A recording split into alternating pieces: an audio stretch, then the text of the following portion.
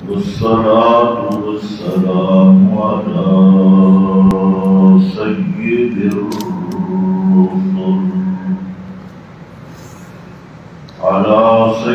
الرسل وخاتم الأنبياء.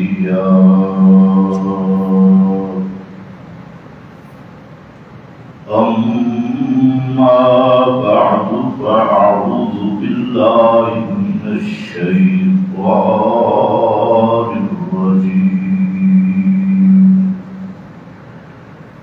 بسم الله الرحمن الرحيم.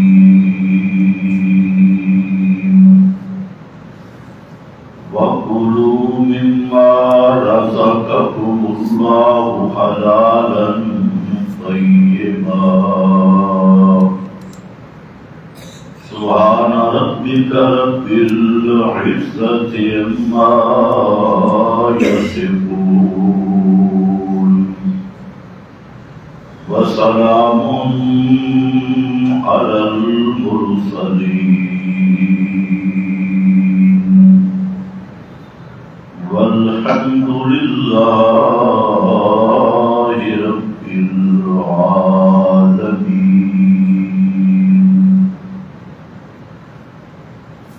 انتہائی قابل قدر بزرگوں اور بھائیوں، گزشتہ بیان میں آپ حضرات کے سامنے یہ مضمون ذکر ہوا کہ انسان پر ایمان کے بعد سب سے اہم فرض اور ضروری بات وہ یہ ہے کہ اپنے رزق میں حلال کو تلاش کرے اور حرام سے بچ جائے. قرآن کریم نے اس مسئلہ پر بہت زیادہ زور دیا اور خود نبی کریم صلی اللہ علیہ وسلم نے اس مسئلہ کو قولاً بھی عملاً بھی واضح کیا، اور علامات قیامت میں سے اس کو ذکر کیا کہ آدمی حلال اور حرام کی پرواہ نہیں کرے گا. آج اس دور سے ہم گزر رہے ہیں، یہ وہی دور ہے کہ ہر آدمی چاہتا ہے کہ مجھے مال مل جائے، اس کی پرواہ نہیں کہ حلال طریقے سے آ رہا ہے یا حرام طریقے سے آ رہا ہے، حلال ہے یا حرام ہے. اور یہ بات ذہن میں رکھ لو، جب تک حلال کا رزق حاصل نہیں کرو گے، اللہ کی یہاں کسی عبادت کی کوئی قیمت نہیں ہوگی. حتیٰ کہ امام الانبیاء صلی اللہ علیہ وسلم نے اتنے تک فرما دیا کہ ایک لقمہ حرام کا کھانے والا، پوری روٹی نہیں، صرف ایک لقمہ ہو حرام کا، اس کی 40 دن تک کی نماز قبول نہیں ہوتی. سب سے عام عمل نماز والا. اس لیے حلال کھانا، حلال کمانا اور رزق حلال کی تلاش کرنا یہ واجب ہے ہر اہل ایمان پر، اور ضروری ہے. کسب بھی ضروری، اور کسب میں حلال کو پہچان کے کسب کرنا. نبی کریم علیہ السلام نے اس کی بڑی تاکید فرمائی۔ بعض روایات میں یہ بھی مذکور ہے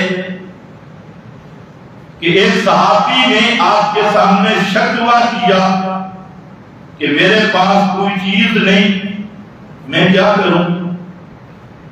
تو آپ صلی اللہ علیہ وسلم نے فرمایا کہ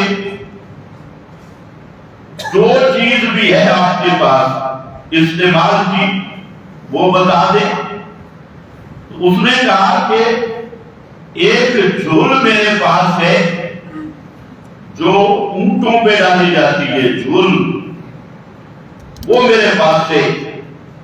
بہرحال خلاصہ روایات یہ ہے کہ آپ نے فرمایا وہ لاؤ، آپ نے اس کو بیچ دیا،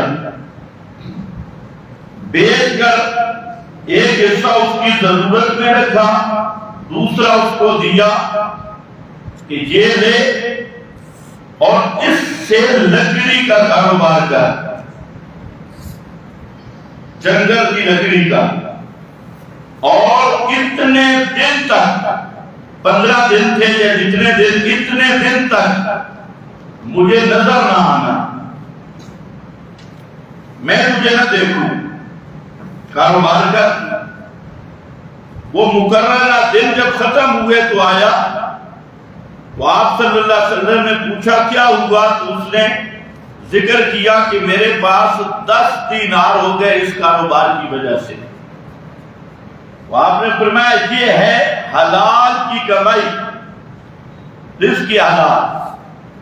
مقصد کیا کہ چھوٹا سا کاروبار ہو، لکڑیاں لانا، ان کو بیچنا اور چلانے کے لیے، یہ چھوٹا سا کاروبار بھی ہاتھ سے کرنا، اس کی عملی تعبیر فرما دی اور امت کو یہ درس دیا۔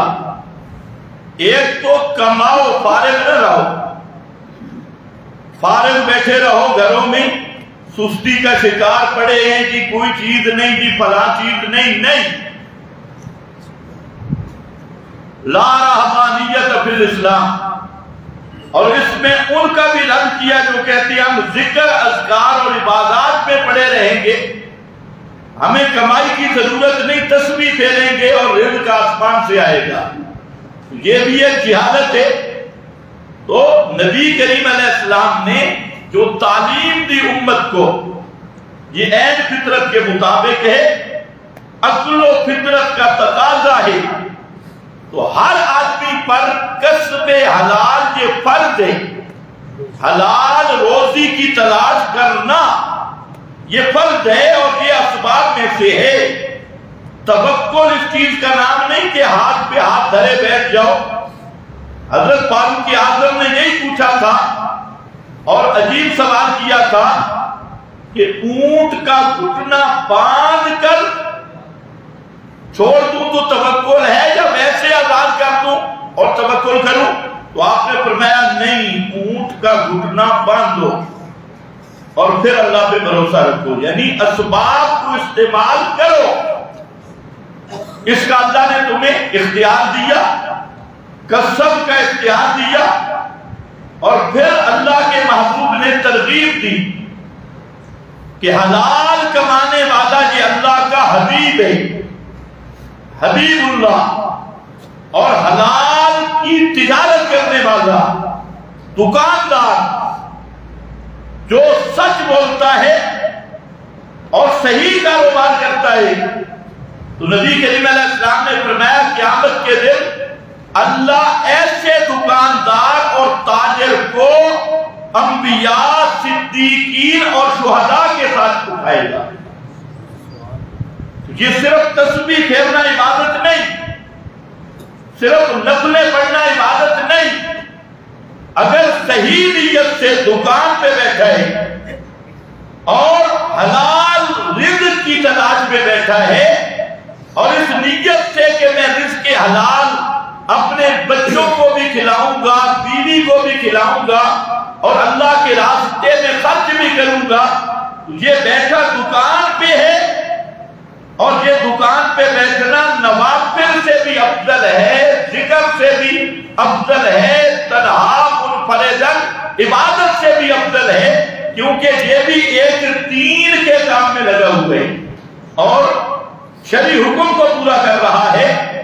لوگ یہ سمجھتے ہیں کہ صرف تسبیح لے لے، تہجد پڑھے، نوافل پڑھے، ماتھے پہ محراب ہو، یہ عبادت ہے۔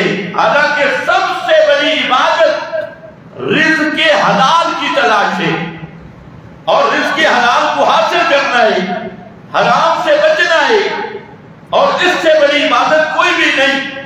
اور یہ وہ عبادت ہے رزق حلال والی کہ جس پر ساری عبادتیں قبول ہوتی ہے، ساری نیکیاں قبول ہوتی ہے۔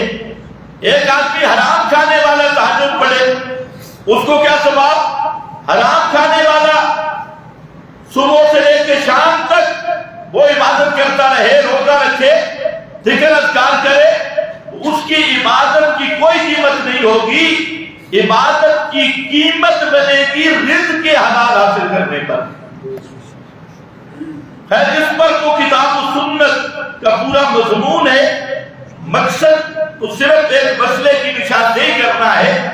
تو اس سلسلہ میں نے آپ کے سامنے ذکر کیا تھا دو پہلو ہیں، ایک ہے حلال کا رزق حاصل کرنا اور دوسرا ہے حرام سے بچنا، حرام سے اجتناب کرنا۔ قرآن کریم نے یہ سورۃ المائدہ میں انہی دو مضامین کو ذکر کیا، حلال کھاؤ، حرام سے بچو۔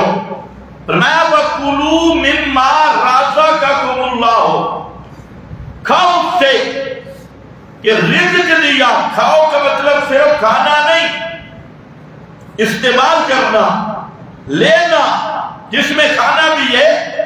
مِمَّا رَزَقَكُمُ اللَّهُ، اس رزق سے جو اللہ نے تمہیں دیا، حلالاً طیبا، شرط یہ ہے کہ حلال ہو اور طیب ہو، پاکیزہ ہو۔ طیب کے دو معنی ہیں، ایک معنی طیب خبیث کے مقابلہ بھی ہے، طیب کے مقابل میں خبیث ہے، طیبات خبیثات مد مقابل۔ اور طیب کا معنی حلال بھی ہو اور حلال طریقے سے حاصل بھی ہو۔ مثال کے طور پہ بکری ہے، گائے ہے، یہ فی نفسہ ہی حلال ہے، حرام نہیں ہے۔ لیکن اگر چوری کی ہو، ڈاکے کی ہو، حلال ہے لیکن طیب نہیں، تو طیب اس مال کو کہتے ہیں جو حلال طریقے سے حاصل ہو، وہ بھی حلال اور طریقہ بھی اس کا حلال ہو، فراڈ سے حاصل نہ ہو، چوری ڈاکے سے حاصل نہ ہو، جھوٹ رشوت سے حاصل نہ ہو، تو حلال مال کھاؤ۔ اور حلال کے لیے بھی شرط لگائیے طیبہ، اور طیبہ کا ایک دوسرا معنی بھی ہے کہ طیب وہ رزق ہے جس کے کھانے پر طبیعت سلیمہ میں کراہت محسوس نہیں ہوتی۔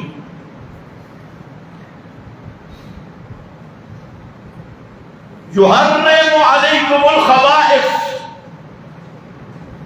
اس کے مقابل میں خبائث خبیث چیزیں ہیں، اس مسئلے کو بھی سمجھنا ہے۔ بعض وہ چیزیں ہیں کہ طبیعت سلیمہ، صاف فطرت ان کے قریب جانے کو تیار نہیں، وہ خبیث چیزیں۔ اور بعض وہ ہے کہ طیب سلیم اور طبع سلیم، اس سے کراہت اور نفرت نہیں کرتی، وہ اس خبیث کے مقابلے میں طیب ہے۔ مثال کے طور پہ یہاں ایک قانون بھی بیان کر دیا کہ حلال جتنے ہیں وہ فطرت سلیمہ کے عین مطابق ہیں، اور حرام جتنے ہیں وہ طبع سلیم کے مقابل ہیں۔ کوئی صحیح فطرت والا انسان ان کو کھا نہیں سکتا۔ آپ اسی سے اندازہ کر لیں، جتنے درندے ہیں ان کو کھانے کو جی کرتا ہے؟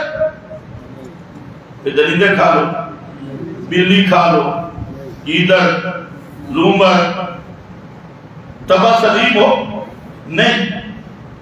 اچھا پیشاب پینے کو دل کرتا ہے؟ جی اونٹ کا پیشاب ہو یا گائے کا ہو، کیا کہتی ہے تمہاری فطرت؟ بولو بولو جلدی، ٹائم پھر اوپر ہو جاتے ہیں، میں کوشش کرتا ہوں لیکن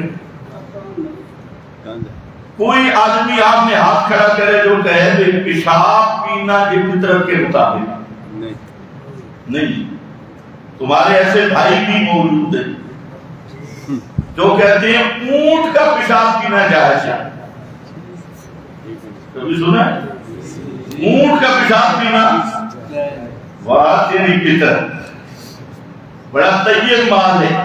اونٹ کا پیشاب پینا انسانی فطرت کے خلاف ہے، اور آپ جانتے ہیں کون کہتی ہیں؟ نہیں۔ کتنی خوبصورت فطرت ہے، چوہے کھا لو جائز ہے۔ حشرات الارض، زمین پر جتنے کیڑے مکوڑے، مینڈکے شینڈکے، یہ ساری کہتے ہیں ناشتہ پکا لو، سب جائز ہے، حتیٰ کہ اونٹوں کا پیشاب پینا جائز، اور کچھ حیا ہے۔ اب یہ ایسی قوم ہے جو روایتوں کے پیچھے بھاگنے والی ہے، قرآن کے قریب آنے والی ہے ہی نہیں۔ تو اب روایت پرستی کا یہ نتیجہ نکلا کہ پیشاب پینا شروع کر دیا، اور بعض ایسے ایریے بھی موجود ہیں جہاں اونٹوں کا پیشاب ایسے ملتا ہے جیسے پیپسی ملتی ہے، بوتلوں میں پیک ہو کر، بولوں میں یہ جائز بن گیا۔ اب اس کی بنیاد کیا بنائی؟ کہتے ہیں بنیاد یہ ہے کہ بخاری میں حدیث ہے، انہوں نے بخاری کا نام سنا ہے، حدیث نہیں سمجھی، تو وہاں کچھ لوگ آئے مدینہ میں، ان کے پیٹ پھول گئے، تو نبی کریم علیہ السلام نے انہیں بھیجا کہ جاؤ صدقہ کے اونٹوں میں جاؤ، ان کا پیشاب بھی پیو اور ان کا دودھ بھی پیو۔ پھر وہ لوگ پیشاب پیتے رہے، دودھ پیتے رہے، اگلا ایسا بیان نہیں کرتے۔ پھر وہ لوگ جو تھے پیشاب پیتے رہے، دودھ پیتے رہے، کہتے ہیں معلوم ہوتا ہے پیشاب پینا جائز ہے۔ میں نے کہا رج رج کے پیو، تمہاری لیے رضا ہونی چاہیے۔ پھر وہ لوگ جو چوکی دار تھا اونٹوں کا، اس کو قتل کیا، بھاگ گئے، نبی کریم علیہ السلام نے انہیں اسی طرح قتل کروایا جیسے انہوں نے قتل کیا تھا۔ میں نے کہا پیشاب پینے والوں کو قتل کرنا بھی واجب ہے، تم پی لو پیشاب، پھر ہم آپ کو قتل کر دیں گے۔ بات سمجھنے کی ہے، یہاں پر پیشاب پینے کا حکم نہیں، یہ تو ایک تحقیقی بات ہے، اور نہ نبی کریم علیہ السلام کسی کو پیشاب پینے کا حکم دے سکتی ہے۔ اس لیے امام المحدثین قاضی شمس الدین رحمت اللہ تعالیٰ نے، جو اپنے زمانے کے امام پھر حدیث ہے، فرماتی ہیں کہ وہاں ضابطہ نابی ہے، علفتہا طبناً و ماءً باردہ، کافیے کا ضابطہ ذکر کیا، اور فرمایا کہ بول اور پیشاب پینے کا ذکر نہیں، وہاں پر عامل محذوف نکالا۔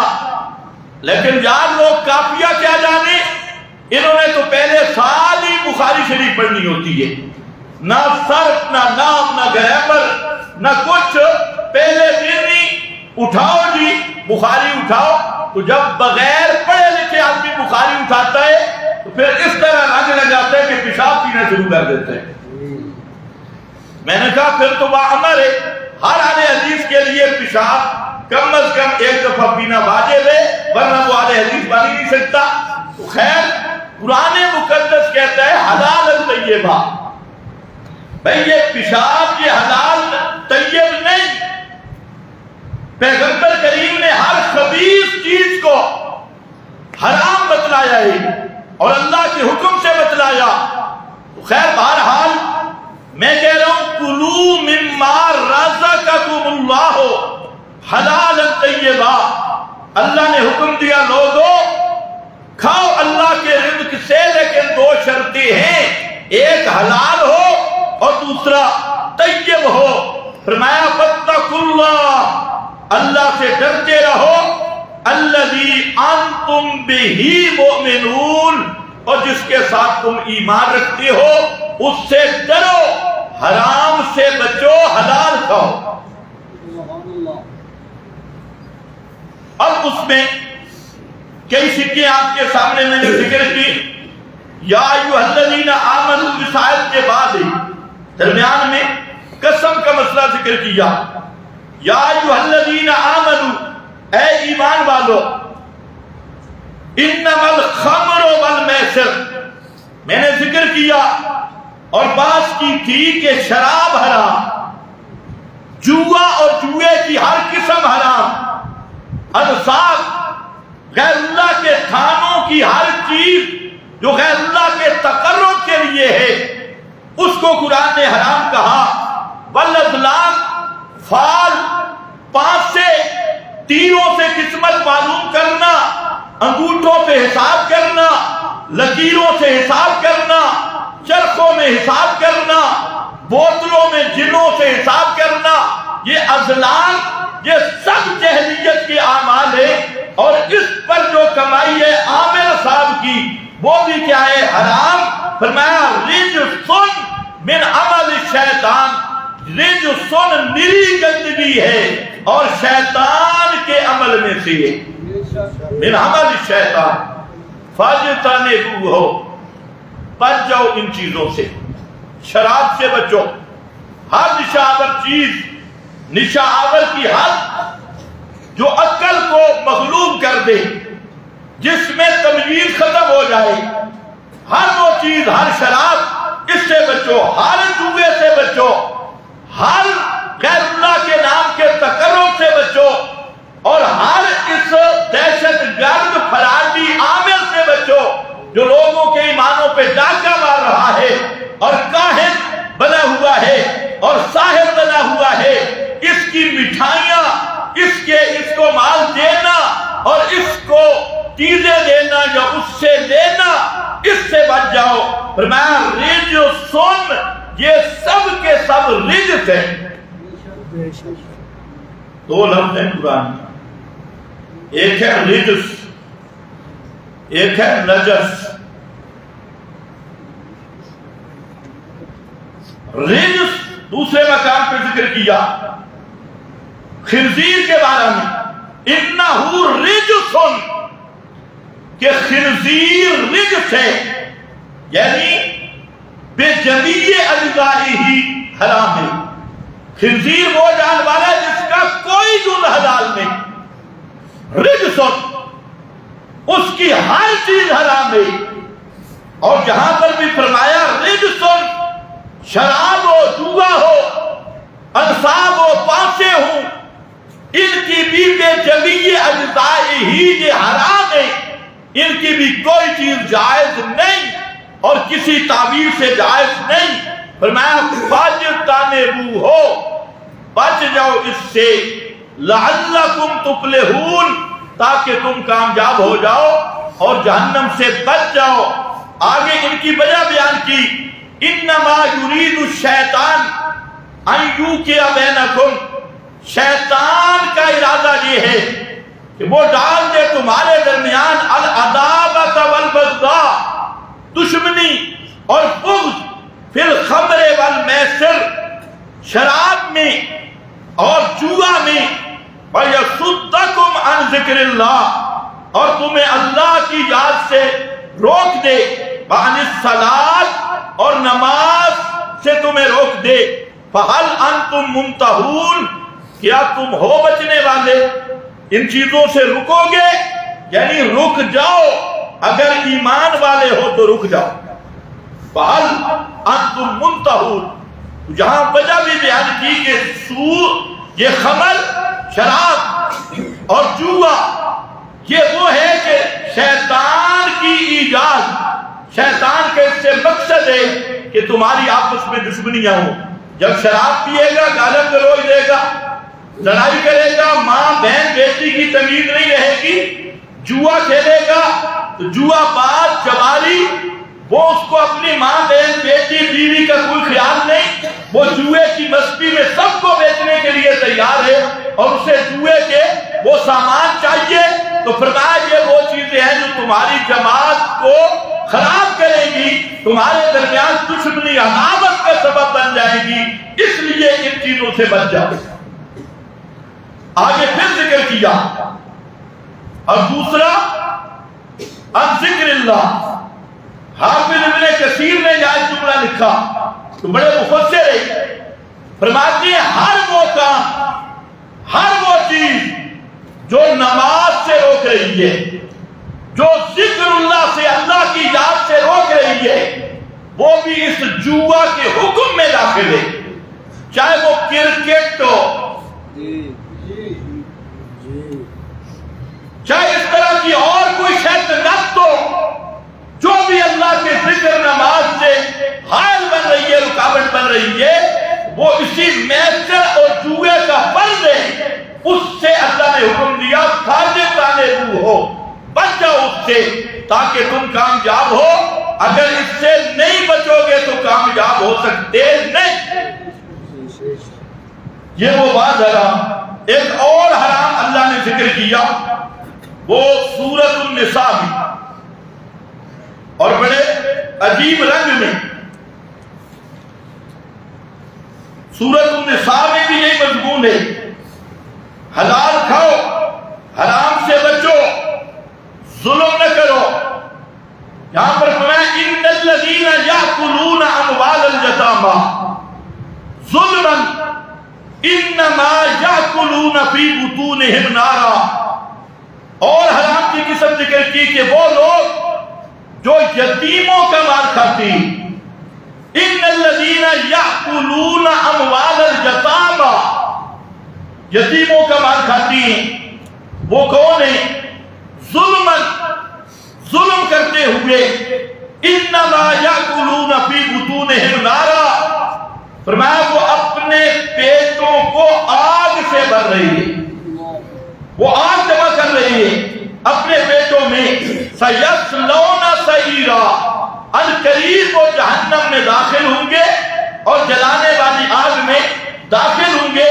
یا اللہ رب العزت نے کون سا حرام ذکر کیا؟ اکل و مال الیتیم، یتیم کا مال کھانا، اس کو حرام قرار دیا خاص طور پہ۔ ویسے کسی کا مال کھانا بھی حرام ہے، لیکن یتیم بے بس ہے، لاچار ہے، اس یتیم کا مال کھانا اس کو خصوصیت کے ساتھ ذکر کیا، اس لیے کہ وہ کمزور بھی ہے، بے بس بھی ہے۔ فرمایا جو لوگ یتیموں کا مال کھاتی ہیں اور ظلماً جان بوجھ کے کھاتے ہیں، ان کا مقصد ہی زیادتی کرنا ہوتا ہے، انہیں مال ہمیں کسی طرح ہڑپ کرنے کا موقع مل جائے۔ فرمایا یاد رکھو یہ مال نہیں، یہ حلوہ نہیں، یہ جہنم ہے جو پیٹوں میں بھر رہی ہے۔ اب دیکھو یتیم کے مال کھانے کی کئی صورتیں، ایک صورت تو یہ ہے کہ یتیم کی وراثت پہ دوسرا کامل ہو گیا، والد فوت ہوا، اس نے بچے یتیم چھوڑے، چچا جان آ گئے اور چچا جان نے ساری جائیداد ہڑپ کر لی، ماموں جان آ گئے، اس نے ساری جائیداد ہڑپ کر لی، بہانے بنا بنا کر۔ یہ بھی اکیلے والے یتیم مال یتیم کھانے کا ایک طریقہ یہ بھی ہے، اور ایک طریقہ یہ بھی ہے کہ یتیموں کی کفالت کے بہانے اس کے مال کو رگڑ رہا ہے اور اس کا وارث بنا ہوا ہے، اور وہ جان بوجھ کر کبھی دوائی کے بہانے سے، کبھی کھانے پینے کے بہانے سے اس کے مال کو ہڑپ کر رہا ہے۔ یہ بھی یتیم کا مال کھانے کی صورت ہے۔ اور ایک تیسری صورت بھی ہے جس کو نیکی سمجھ کے یتیم کا مال کھایا جاتا ہے، اور وہ کیا ہے؟ کل شریف، 40واں شریف، خیرات جمعرات شریف، اس میں کیا ہے، جب آدمی مر گیا اب اس کا مال کے وارث اس کے بچے ہیں، اس کی بچیاں ہیں، بچے چھوٹے ہیں، بچیاں چھوٹی ہیں لیکن وارث ہے۔ اب جب اسی میت کے مال سے کل شریف کر رہا ہے، اسی کے ترکے سے جمعرات خیرات، حالانکہ اب یہ اس میت کا مال نہیں، یہ مال یتیموں کا ہے جو یتیم رہ گئے، اور یہ اس کو خیرات کا نام دے کر ملا بے ایمان کو کھلا رہا ہے، یا پڑوسیوں کو بلا کے، اور خیرات بھی ایسی کہ سارے وہاں پر مالدار جمع ہیں اور سارے بڑے لوگ جمع ہیں، وہ کل شریف میں بیٹھے ہیں، 40ویں میں بیٹھے ہیں۔ یہ وہ خطرناک صورت ہے مال یتیم کھانے کی جس کو عبادت کے رنگ میں کھایا جاتا ہے، حالانکہ جب مرنے والا مر گیا پچھلا ترکہ چاہے ایک سوئی بھی ہو، ایک ذرہ بھی ہو، تو اس ذرہ اور سوئی کے وہ یتیم وارث تھے اور وہ ترکہ ان کی وراثت میں ہے۔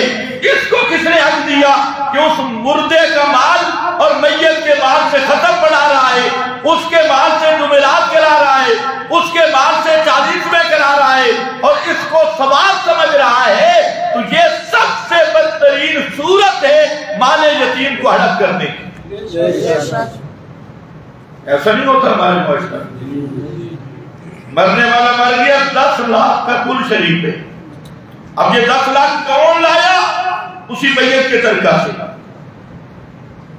15 لاکھ کی جمعرات شریف ہے، 20 لاکھ کا 40واں شریف ہے، اور پتہ اس کو بھی ہے کہ یہ سب بدعات اور خرافات اور مال حرام کھانا ہے۔ اس لیے کیا کہتے ہیں کہ بھائی فلانے کا رسم کل ادا ہوگا، کہنا سنت کل،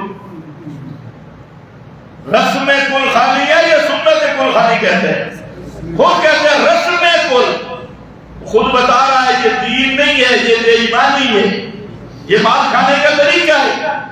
یہ بھی ہے ان الذین یاکلون اموال الیتامی ظلما، فرض یہ ہے کہ جہاں ملا کھانے والا ہے، اور کبھی مولوی یہ مسئلہ بیان نہیں کرے گا کہ میت کا جو ترکہ ہے اس کے بچے وارث ہیں اور وہ یتیم ہیں، وہ چھوٹے ہیں، نابالغ ہیں، ان کے مال کی حفاظت کرنا تجھ پہ فرض ہے، ان کی ہر طرح خیر خواہی کرنا فرض ہے۔ یہ کس بے ایمان نے تجھے اجازت دی کہ اس میت کے ترکہ سے کبھی ختم کے نام پہ، کبھی 40ویں کے نام پہ، کبھی جمعرات کے نام پہ، کبھی خیرات کے نام پہ تو مال یتیموں کا اڑا رہا ہے؟ وہ تو اجازت کے اہل ہی نہیں، وہ چھوٹے بچے ہیں، ان کے مال کی حفاظت کرنا ضروری ہے، لیکن تو سارا کچھ ملا بے ایمان کو کھلا کر، یہ یاد رکھنا ابھی تو تیرے پیٹ میں حلوہ جا رہا ہے، چاول جا رہے ہیں، اور بڑے میٹھے میٹھیاں پھرنیاں جا رہی ہیں۔ قرآن کہتا ہے یاکلون فی بطونہم نارا، یہ تو پتہ چلے گا جب مال بھڑکے گا نا تو آگ لگے گی، پھر پتہ چلے گا یہ حلوہ نہیں تھا، آگ تھی، جہنم کی آگ کھا رہے تھے۔ ایک 5ویں صورت یہ ہے مال حرام، یتیم کے مال سے بچو۔ یتیم کا مال کھانا حرام کوئی طریقہ بھی ہو، اس مال کو ظلماً کھانا یہ حرام ہے اور جہنم کا سبب ہے۔ ایک 6 صورت ہے اور وہ قرآن پاک نے بھی بیان کی کئی مقام پہ، وہ عادت تھی یہودی مولویوں کی، غور سے سننا، یہودی مولویوں میں ایک بات تھی حرام خوری، حرام خوری کے وہ بڑے امام تھے، اور اس میں کیا تھا؟ 2 چیزیں تھی، ایک ہے فتویٰ فروشی، فتویٰ فروشی،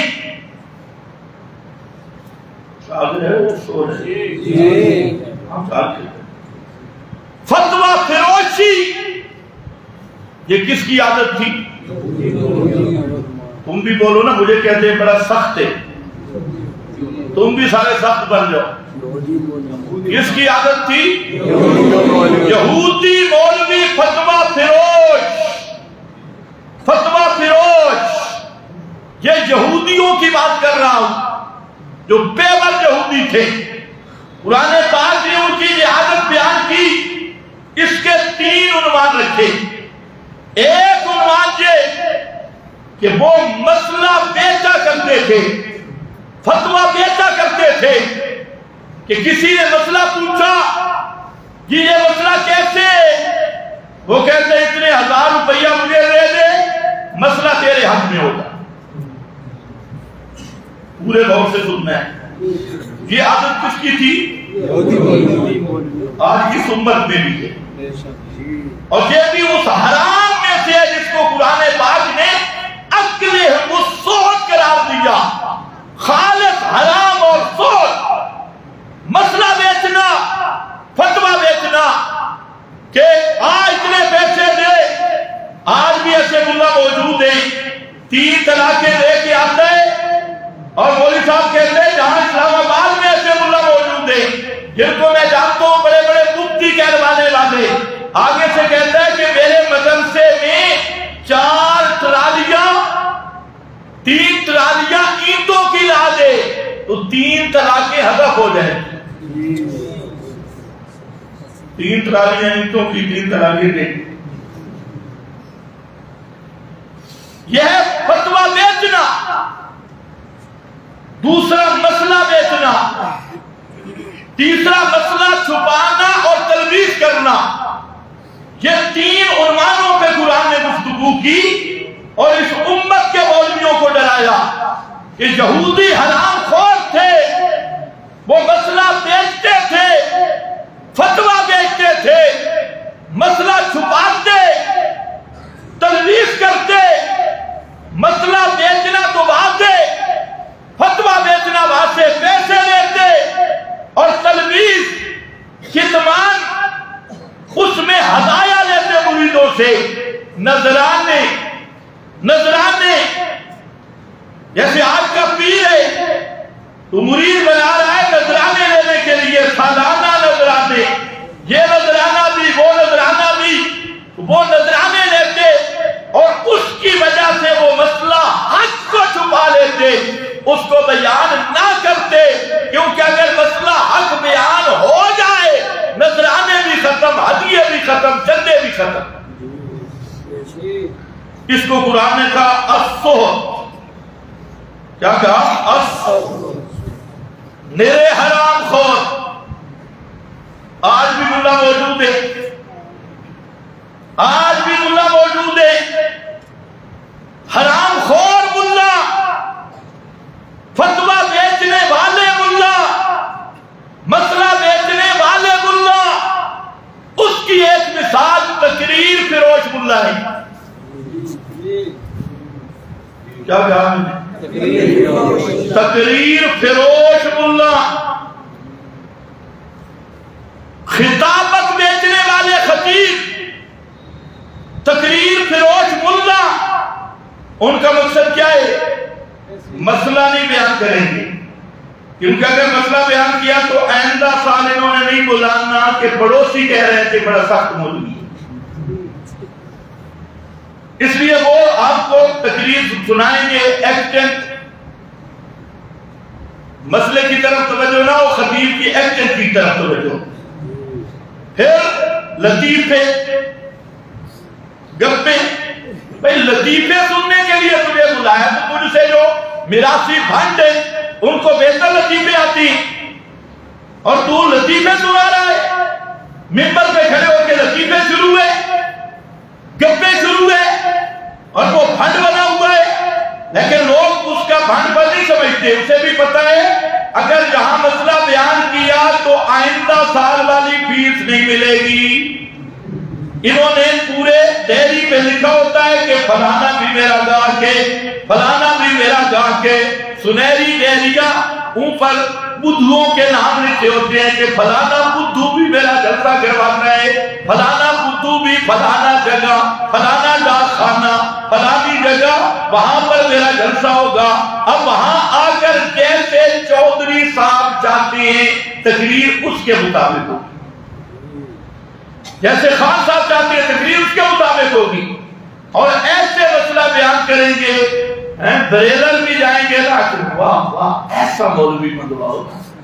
پھر یہ دوسروں کو بتائیں گے وہاں مولوی ہمارے آئے نا, فلانا آدمی کہہ رہا تھا نا تو کٹر شیعہ ہے, بریلوی ہے وہ کہہ رہا تھا. ایسی علماء کو ہم سنتے ہیں, ان پر فخر بھی کرتا ہے. دور بے ایمانہ, یہ نہیں پتا کہ وہ یہودی کو تو نے بلایا. پیغمبر مسئلہ بیان کرے تو الہ فریقان یختصمون, مسئلہ ختم نہیں ہوتا, دو پارٹیاں لڑ پڑتی ہے. کوئی پیغمبر بتا جس کی تقریر کا مقابلہ نہ ہوا ہو, جھگڑا نہ ہوا ہو, لیکن تو نے کیا کہہ دیا یہ سارے خوش ہیں, لبرل بھی خوش ہیں, ملحد بھی خوش ہیں, مشرک بھی خوش ہیں, قبر پرست بھی خوش ہیں, اکابر پرست بھی خوش ہیں. اس کا نام رکھا ہے اصلاحی تقریر. یہ اصلاحی تقریر نہیں, یہ خالص ضلالت, تلبیس اور کتمان پہ مبنی تقریر ہے. اس تقریر سے کسی کو تکلیف ہی نہیں ہوئی. آپ بھی پریشان ہوتا ہے. میرے نبی کی تقریر سے کسی کو تکلیف نہیں ہوتی تھی.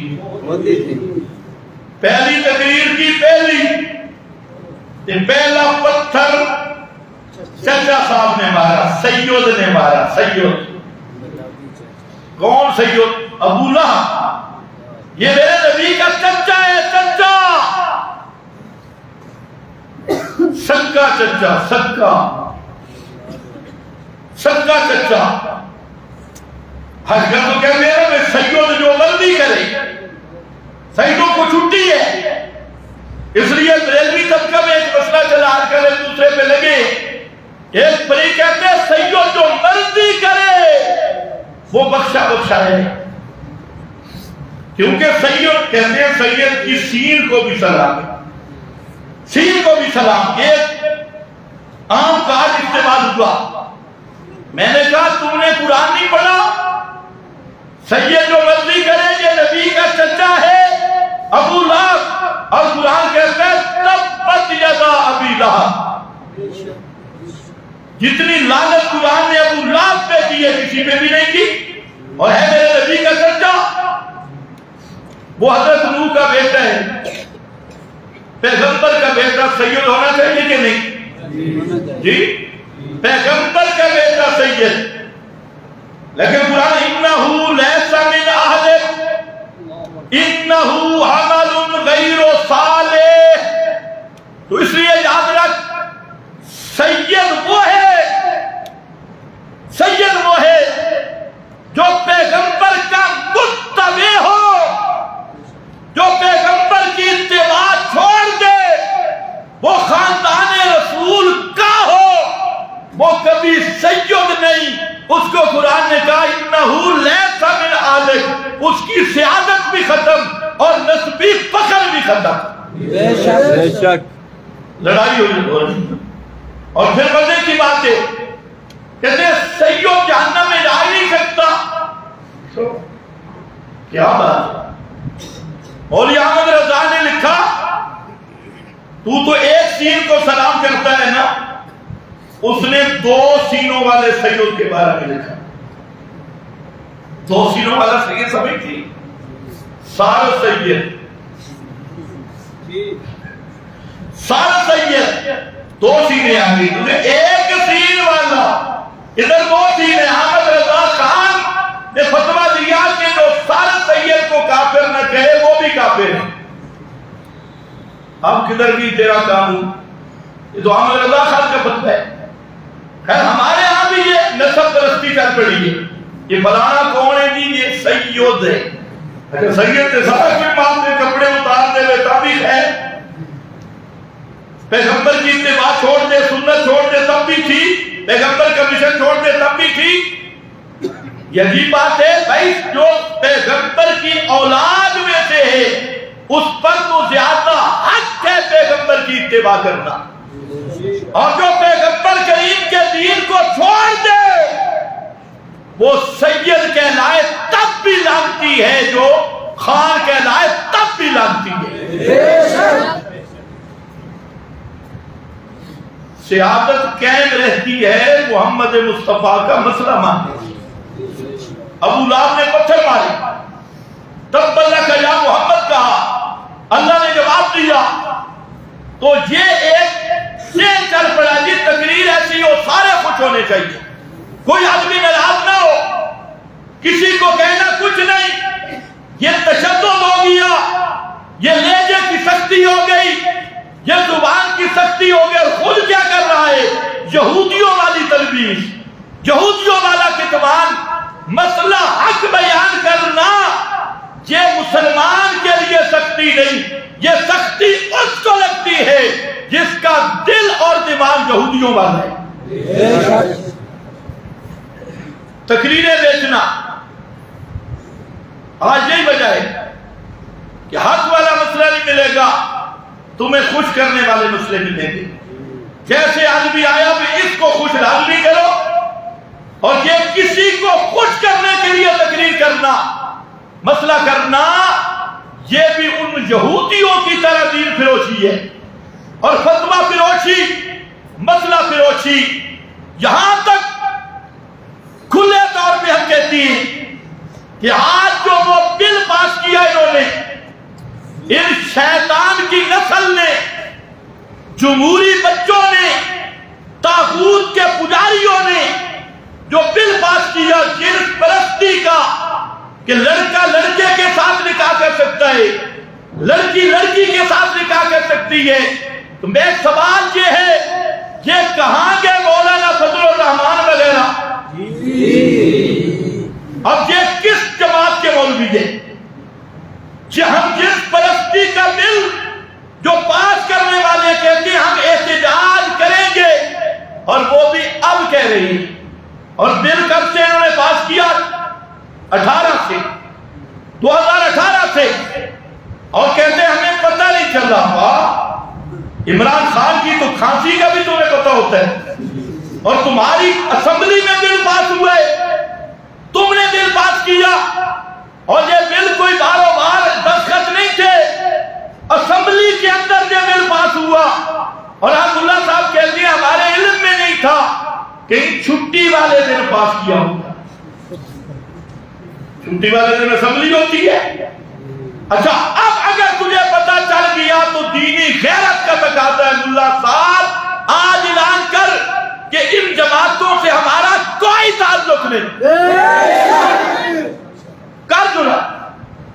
ابھی کہتے ہیں ہم تحقیق کریں گے، کمیٹی بنے تو چمڑا نال اسی شباب شریف کے ساتھ، اسی شیاطین کی جماعت کے ساتھ چمٹا ہوا ہے، اور یہ بل کیا ہے؟ یہ صرف گناہ ہے۔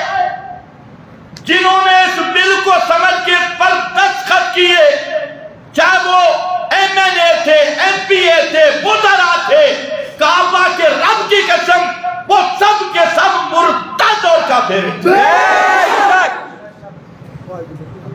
کرو کیس، جو اس بل کا حامی ہے اور جو اس بل کو جائز سمجھتا ہے ہم جنس پرستی کو، وہ کافر ہے، مرتد ہے، واجب القتل ہے۔ یہ فتویٰ مولوی نہیں دیں گے، جیل بوں ڈاڑی، لیکن لاکھوں جیلیں آئے، خدا کی قسم مسئلہ نہیں چھپ سکتا۔ مسئلہ چاہیے کہ اس بل کو پاس کرنے والے، چاہے وہ کوئی ملا جی ہو، چاہے کوئی پنڈت پادری ہو، چاہے وہ ایم این اے، ایم پی او اور ایم پی اے ہو یا ایم پی او ہو، کوئی بڑا ہو یا چھوٹا ہو، جو اس ہم جنس پرستی کے بل کو جائز سمجھتا ہے، حلال سمجھتا ہے، وہ خود حلال کا نہیں، خود مسلمان نہیں، خود وہ مرتد ہے۔ اب ذرا عالم صاحب صرف تحقیقی کمیٹیاں نہیں، اور اس کو بھی کہتا ہوں وہ جو پتھر پہ بیٹھ کے وضو کر کے نا ویڈیو وضو کی تصویر نیٹ پہ لگا دیتا ہے کہ میں بڑا سادہ ہوں، وہ سراج الحق، اس کو بھی کہتا ہوں اب تمہاری غیرت کہاں گئی؟ اب صرف یہ نہیں کہ بل روکا جائے گا، جنہوں نے یہ بل پاس کیا ان کو واجب القتل قرار دو نا، دو فتویٰ، اور دو فتویٰ جن M N A M P As نے دستخط کیے وہ مرتد ہیں، وہ کافر ہیں، کیونکہ صریح کتاب و سنت کی خلاف ورزی جو آئین پاکستان کے بھی خلاف ہے، پاکستان کے آئین میں درج ہے کہ پاکستان میں ایسا کوئی بل نہیں پاس ہو سکتا جو قرآن و سنت کے خلاف ہو، اور ہمارا یہ دعویٰ ہے یہ بل ہم جنس پرستی والا، یہ صرف اسلام کے خلاف نہیں، کھلا بغاوت، کھلا کفر، کھلا ارتداد اور بعض یہ الہاد ہے ایک، اور دوسرا فطرت کے بھی خلاف ہے۔ اگر یہی بل پہ آپ پاس کرنا ہے اس پہ ذرا عمل کر کے دکھاؤ، جو حکمران ہو تم ذرا عمل کرو، تم آپس میں پہلے شادی کرو، مولانا اور نواز شریف کی ہو جائے، پرانی جاری ہے، یہ کمی پوری ہونی چاہیے، سراج الحق صاحب اور شہباز شریف کی ہو جائے، اور شیخ رشید اور بلاول کی ہو جائے، ہم پتہ کرے چاند ایک شادیاں رکھو اسمبلی میں، بغیر تو تمہیں شرم نہیں آتی؟ یہی تو ہم کہا کرتے تھے کہ یہ جمہوریت مغرب کی لعنت ہے اور یہ جمہوریت طاغوت کا نظام ہے، یہی تو ہم کہتے تھے من لم یحکم بما انزل اللہ اولئک هم الکافرون اولئک هم الظالمون اولئک هم الفاسقون۔ آج وہ نتیجہ جمہوریت کا آ گیا کہ مرد مرد کے ساتھ شادی کرے، عورت عورت کے ساتھ شادی کرے، اگر عورت عورت کے ساتھ کرے تو مولانا مریم نواز پھر تجھ سے نہیں کرے گی، کسی لڑکی کو منتخب کرے گی، پھر تو تیری اپنی ہتک ہوگی، اور جب تیری ہتک ہوگی اب تو ان کا ساتھ چھوڑ دے۔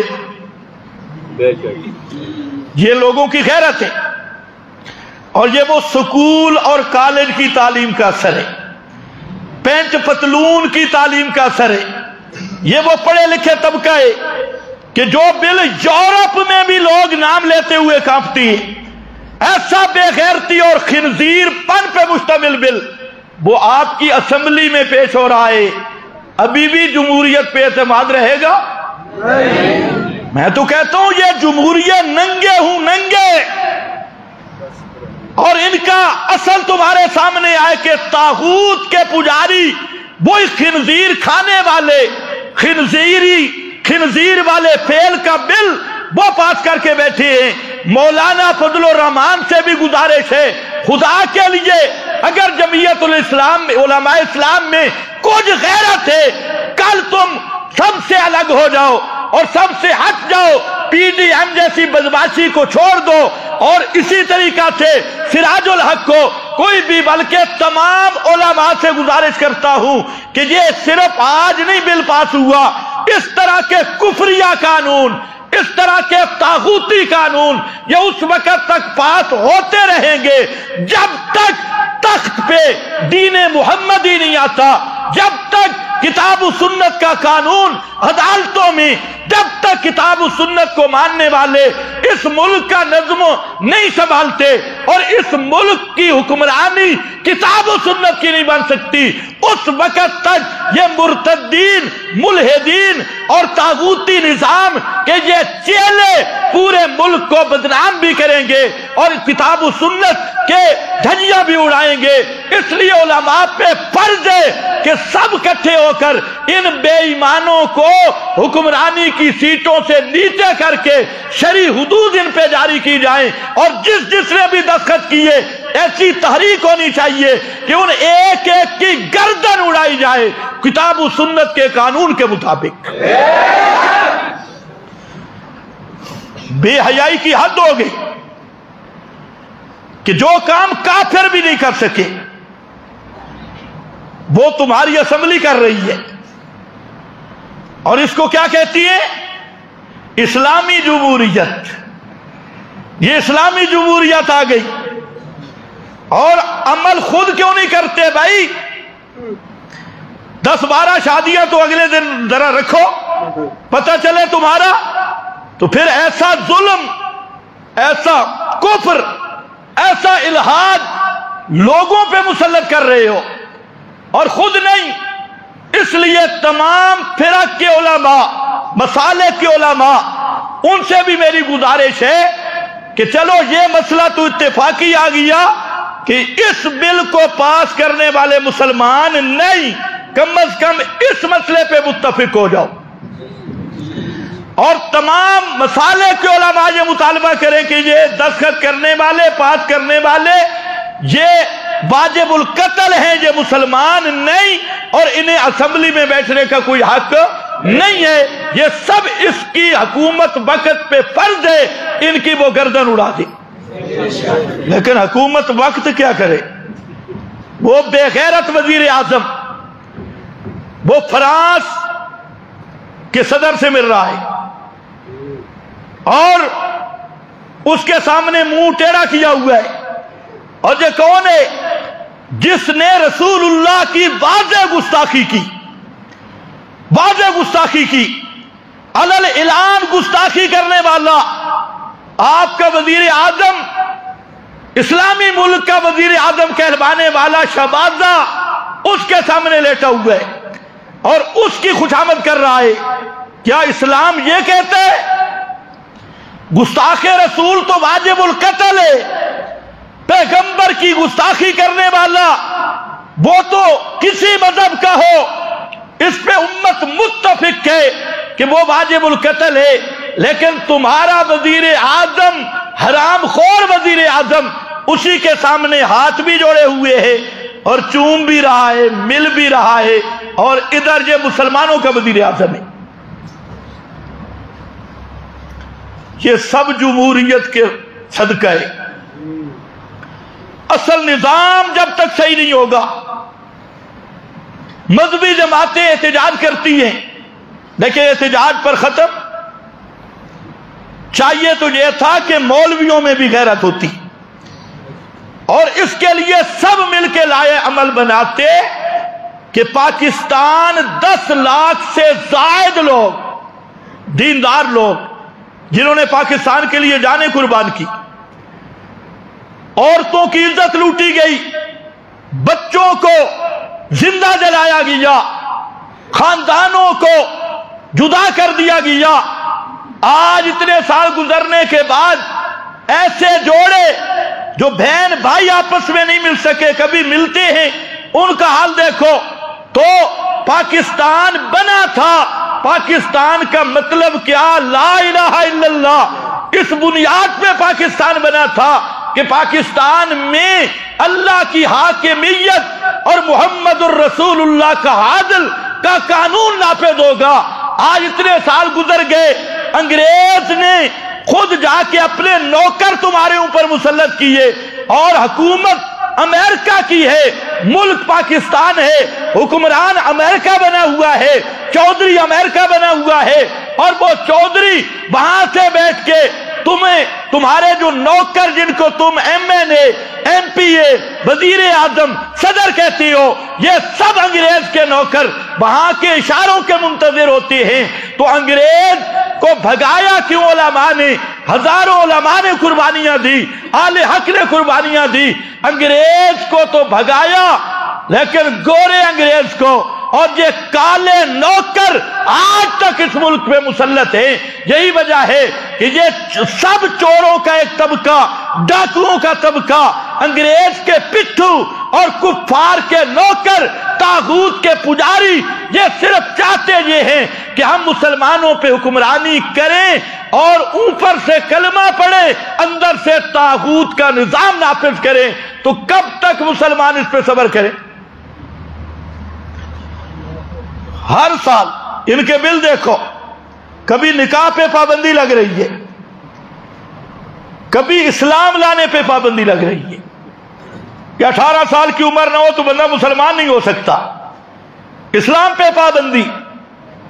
शुक्र है ये कुफर तो अबू जाल को भी मालूम नहीं था, नहीं तो हजरत अली पे पाबंदी लगा देता। بھئی تیری عمر تو کم ہے، 18 سال کی عمر ہو تب مسلمان ہونا ہے۔ یہ تو مکہ والے مشرکوں میں بھی یہ شیطنت نہیں تھی کہ 18 سال کی عمر تک بندہ مسلمان نہیں ہو سکتا۔ نکاح پہ پابندی، کبھی پردے پہ پابندی، کبھی فحاشی بے حیائی ہر چینل پہ، کبھی یہ بل اب تو حد ہو گئی کہ جو کام جانوروں میں بھی صرف خنزیر کے ہاں معروف ہے وہ کام پاکستان کی اسمبلی میں بطور قانون کے جب پاس ہو گیا تو پھر تو جہاں دینداروں کو یا ہمت کرنی چاہیے یا مر جانا چاہیے۔ یہ کوئی معمولی بے غیرتی نہیں، سب سے بڑی بے غیرتی ہے۔ اور سارے ملا خاموش، تو اب ان کا چہرہ بھی سامنے آ رہا ہے۔ یہ ہم اسلام نافذ کریں گے طاغوتی نظام کے ساتھ مل کر، اسلام یہی ہے یہ جو لا رہے ہیں، اور چاہے وہ جماعت اسلامی ہو یا چاہے جمعیت علماء ہو۔ تو بہرحال میں عرض یہ کر رہا تھا کہ ایک مسئلہ یہ تھا دین فروشی، فتویٰ فروشی، مسئلہ فروشی، یہودیوں کا یہ دین تھا، اور اللہ نے فرمایا یا ایھا الذین آمنوا ان کثیرا من الاحبار والرہبان لیأکلون اموال الناس بالباطل ویصدون عن سبیل اللہ۔ او ایمان والو خبردار، پگڑیاں تے نہ بھول جائیو، مکھیاں ہویاں داڑیاں تے محکمہ تے نہ بھولیو کہ بڑا پیر تے بڑا مولوی، یا ایھا الذین آمنوا، اے ایمان والو، ان کثیرا من الاحبار، بہت سارے ملا، والرہبان تے بہت سارے پیرے تھریشر،